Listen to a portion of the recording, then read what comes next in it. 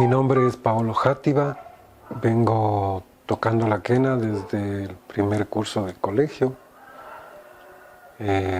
Antes de tocar la quena tocábamos las flautas de carrizo que vendían en baños de agua santa, y me acuerdo cuando éramos pequeños, ahí con la familia compraron unos pingullitos, unas flautitas. Mi nombre completo es Johnny Efraín García Coque, un licenciado Arciniegas, que era el profesor de música. Y él nos pidió para ese tiempo, me acuerdo, en ese tiempo no habían las flautas dulces, sino habían los pífanos, ¿no? Que son de madera, pero que se utilizaban como flautas dulces. Entonces él nos mandó a pedir a todos los alumnos de primero unas flautas dulces de estas pífanos que se llaman, y que son flautas de pico para tocar. Bueno, yo compré mi flauta de pico, llevé, y tenía un primo también que estaba ahí en la clase, y él por casualidad, en lugar del pífano, compró una quena. Danilo Bisuete. No, la quena en especial le conocí con mi papi, que sería de familia. Yo tenía 10 años. Bueno, él ensayaba desde muy joven. Yo me imagino que cuando yo tenía menos años de haber sabido ensayar, pero yo me acuerdo desde que tengo 10 años. Franklin Bisuete. Bueno, a ver, yo empecé con la quena, siquiera empezar a las primeras notas cuando tenía unos 13 años. Ya, o sea, justamente yo le escuchaba a mi papá tocando y ya daba curiosidad. Entonces, más o menos entre 12 y 13 años ya empecé a estarle molestando a la quena, digámoslo así. Tal vez unos 35 años atrás, ¿no? Nosotros con tu papi ya teníamos las zampoñas cromáticas que se usan ahora.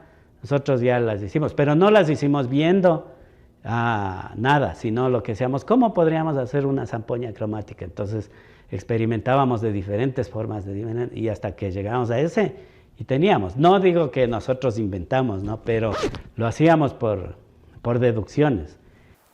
Y ya pues en una búsqueda de estas sonoridades que comenzaban a sonar en mi entorno, yo de ahí le hice un corte en la boquilla y le hice una boquilla de quena, ¿no?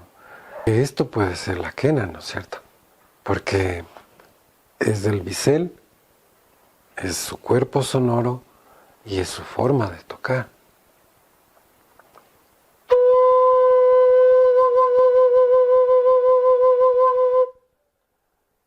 Entonces, ¿cómo se ha ido desarrollando? Yo he hecho algunas visitas de estudio, algunos talleres, algunos compartires en Bolivia, en Perú, y claro, he visto toda esta cuestión antropológica de lo que tenemos de nuestros ancestros cercanos, ¿no es cierto? De cómo sonaban, eso no hay.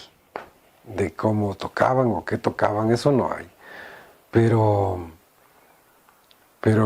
el cómo fue desarrollándose el instrumento, claro, yo creo que hay tonalidades o registros, diría yo, ¿no es cierto? Por ejemplo, que son graves.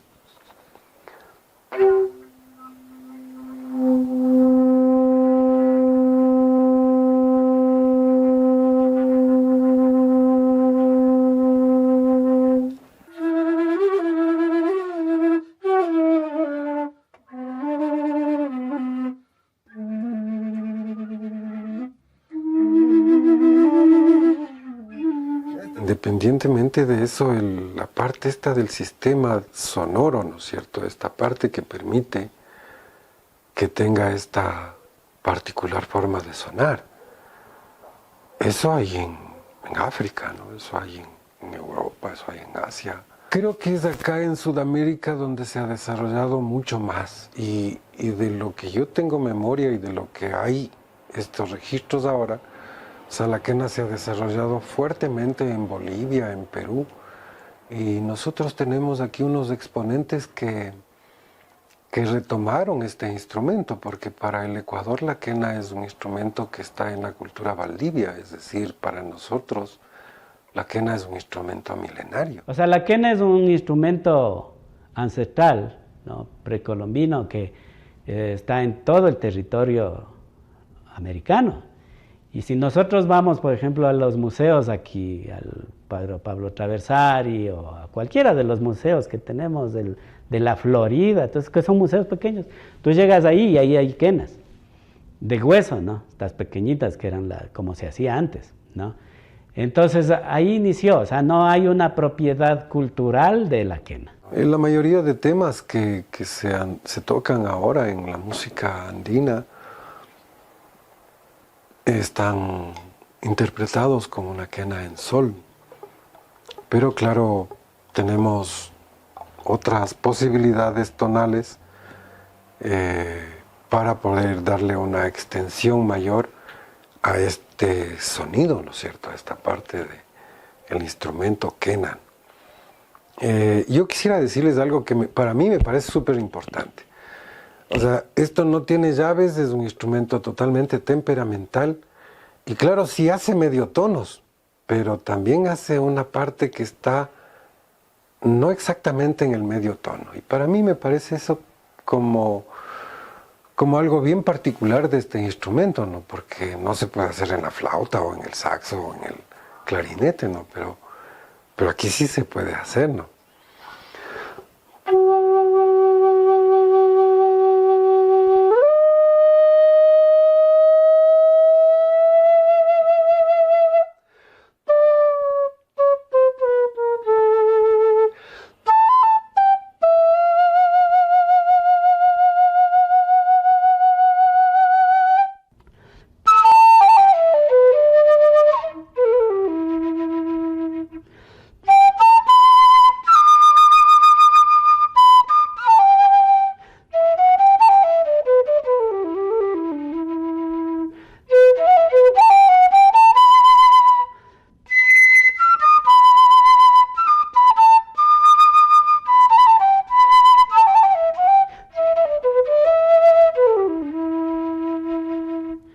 Entonces, claro, yo creo que las quenas también tienen sus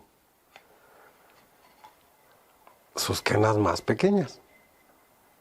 Entonces, todos tratan de darle esta cuestión así como un carácter de familia, ¿no?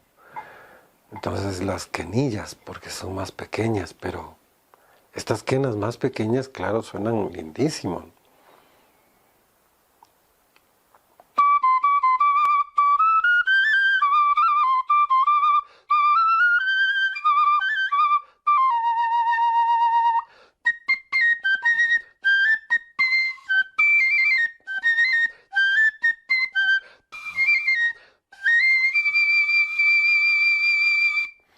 A mí me parece que todo es posible y claro, es un poco eso lo que les decía, ¿no es cierto? Si trabajas con el instrumento, con la boquilla, con la intención que tienes. Y yo creo que tengo mucha influencia de haber escuchado en alguna parte de mis principios a Uña Ramos, por ejemplo. Siempre escuchaba la radio, pasaban mucha música de Raymond Tevenot, ¿no? Entonces, yo crecí escuchando la música de Raymond Tevenot, de Uña Ramos.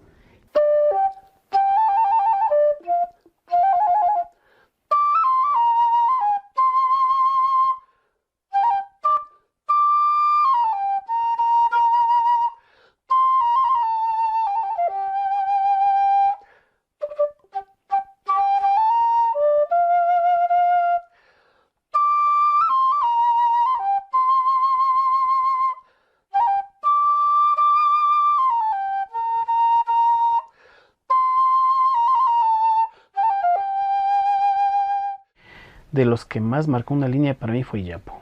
¿Por qué? Porque hacen un trabajo en quenas que a mí me gusta bastante. En especial a mí me gusta Iyapu.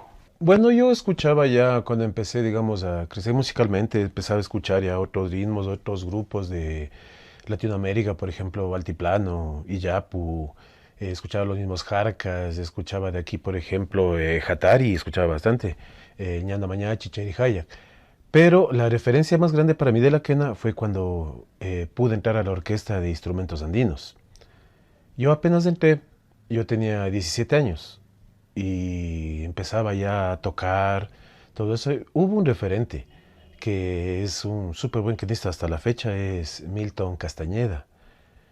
Yo cuando lo escuchaba era impresionante ver cómo él toca la facilidad, o sea, se veía tan fácil, o sea, para él cuando tocaba las notas yo le veía que movía simplemente los dedos y se escuchaba hasta música clásica, música de todo, escuchaba en esa quena. Yo me quedé impresionado escuchándole a él y prácticamente fue una referencia para poder seguir estudiando este hermoso instrumento. Entonces, esta quena más grande, este quenacho, tiene un sonido más grave, ¿no es cierto?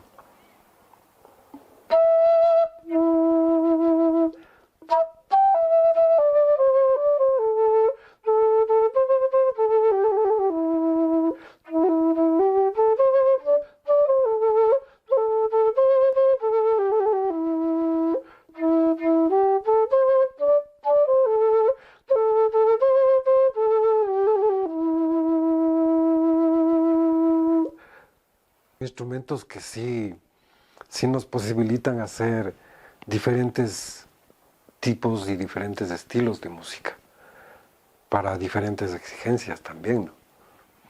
Y los quenachones o los quenachos, digamos, más grandes, ¿no es cierto? Esta es una octava de la quena.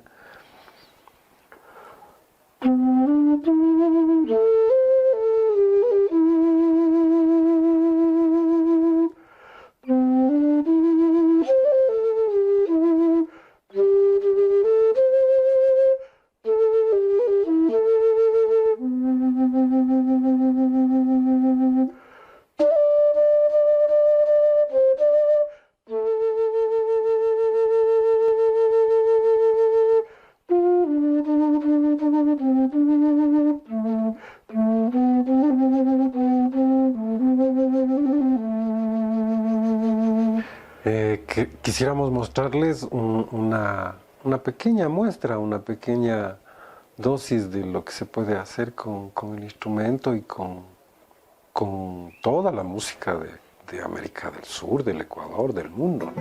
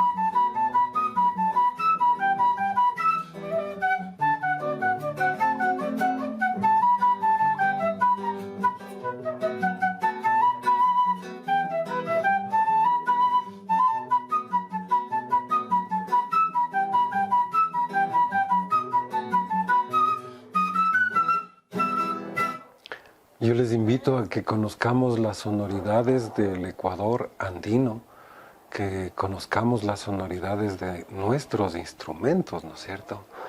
Esto es no solamente una magia espiritual, un acercamiento con uno mismo, sino es un alimento que nos cubre a todos. Escuchen nuestra música y se van a enamorar. Hay mucha gente que desconoce la música y por eso no le toma mucho interés.